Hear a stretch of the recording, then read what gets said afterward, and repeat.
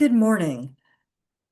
So this is the time of year in the focus class that Debbie talks about visualizing yourself and seeing yourself and basically being able to walk into the ring relaxed. And this month, she's been sharing tips of how to do it, what you might want to see in your mind, doing it with your eyes open, and so on. Now, a couple things about when you do this. I'm not sure she mentioned it. Um, don't do it when you're driving, especially if you're still closing your eyes. Very bad idea. And don't practice when you're walking until you can keep it in your head and focus. You don't want to fall. You don't want to crash. All right, now you're outside the ring and you feel relaxed. You've done it. You feel great. You step into the ring and you're still feeling good. And you start walking to maybe the first exercise is healing. You start walking there, and all of a sudden, you start to feel a little tight. And you're feeling tight. And you're trying to wonder why you're in the ring and why are you there, right? And all these thoughts go through your mind. And now you need to be able to relax instantly. Hmm? Another example is you're in utility. And let's start with signals. Number one exercise, the dogs, and cue on, especially in utility A. And you stand your dog and you start walking away, and all of a sudden, you just tense up in your stresses. Oh my God, is my dog staying there? Is the dog following me? What's happening? What's happening? Boom. You need to be able to instantly relax, especially before you turn around and face your dog. Right? And the dog's looking at your body language. All of a sudden, you're, and all of a sudden, if you're, right, they see something. It's like, oh my God, something's wrong. Why am I out there? My mom or dad's over here. So, let's talk about what you can do when it needs to be instant. Unfortunately, you have to practice this. Just like we practice with our dogs on their skills, you have to practice this. Here's the idea, and it goes back to classical conditioning. We're going to pair two things that don't go together normally, okay? But we're going to pair them. One's going to be a physiological response, relaxing, with something else which is going to be a color. These two things have really nothing in common, right? There's should not be a physiological reaction if you're coloring, in a coloring book, for example.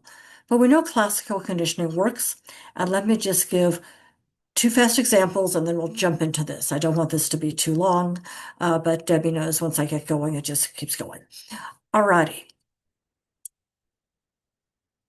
When you were young, before you left the house, a parental unit, might have been a grandparent, who might have been a sibling, would look at you and say, hit the bathroom before you leave the house. Now, there is nothing physiological about taking a step outside the front door and needing to go to the bathroom. And yet, because of this, many folks still, before you leave the house, you hit the restroom. Um, I see that all the time.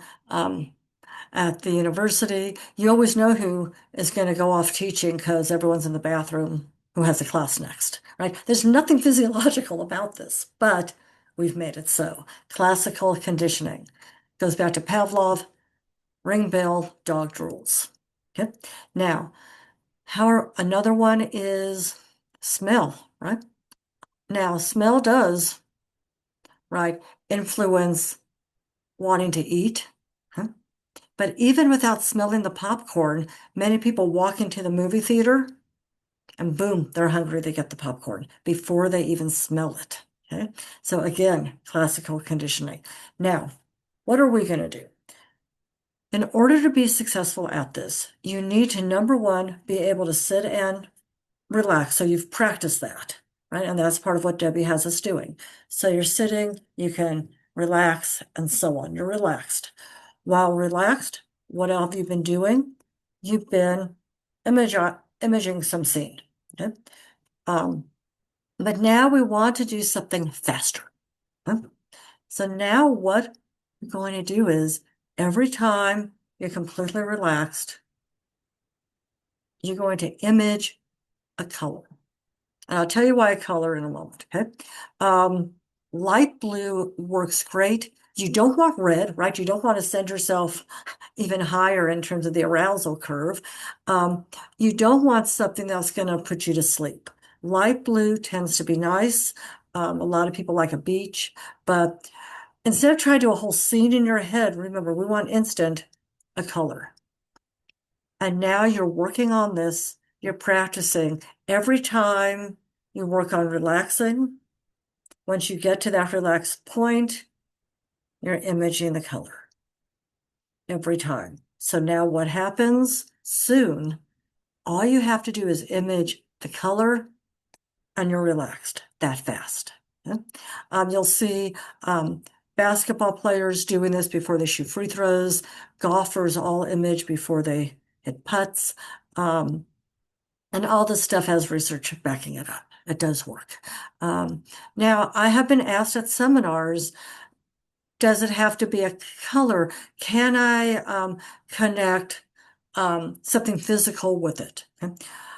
Um, I um, I always um, say no to that because you can, but what happens if you're doing obedience, right?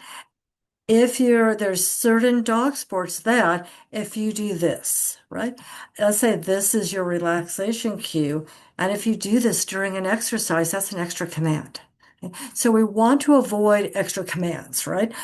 Um, and so if it's in your mind, the judge isn't going to see it. Um, and so that's what we do. So basically, you're walking. You can just be walking in, hand the leash, and in a blink of an eye, if you want to have your eyes closed for a second, a blink of an eye, light blue, boom, you're relaxed, you can do it. If there's one exercise that tends to stress you out a little bit, I know many bee handlers don't like the broad jump first. Doesn't seem to bother the dogs, but the handlers kind of freak out over the broad jump first. Do it, walk into the broad jump. So by the time you are setting up, you're relaxed, you're who you normally are, and your dog doesn't think there's some weird alien next to them. Okay? So that's all I have to say on this. And I will stop the recording. As you probably can see, I don't use a script. I don't use one when I teach either. I just kind of ramble on. And I know Debbie's going to post this, and then any comments, put them down in the comment, and I'll see what I can answer. Anyway, have a great day.